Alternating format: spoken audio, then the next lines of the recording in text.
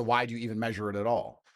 I would argue that as long as you're not distraught, as long as someone you love didn't die that day, heaven forbid that happens often, let's say a couple of times a decade, besides those days, you should be happy enough to go to the gym and perform and make this whole idea of how happy am I is the easiest way for a man to destroy his life. If you're chasing happiness, you're only going to do hedonistic garbage and achieve absolutely nothing important. I want to be proud of myself and I want to make other people proud of me. So I have to do all these things regardless of how I feel. You're going to have a fantastic life. If you wake up and say I want to be happy, you're going to chase silly hoes, drugs, and alcohol. But that's temporary happiness, right? Well, but how else can you get instant happiness unless it's temporary? To get long-term happiness is something that's only going to come from dedication and hard work, which requires short-term suffering. It's just delayed.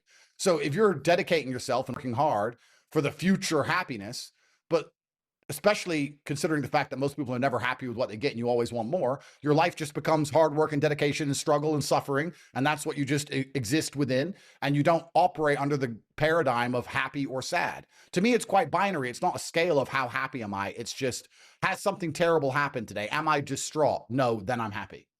It's almost like there's no such thing as cold. It's just an absence of heat. In space, there's no cold. There's just heat or there's no heat. Well, if there's no despair, heaven forbid a family member dies. If there's no despair, then there's only happiness left. I was happy in jail. I'm happy here. I'm happy in Romania. I'm happy if they arrest me again. I'm happy all the time because unless something truly devastating happens, it's the only frame I operate under.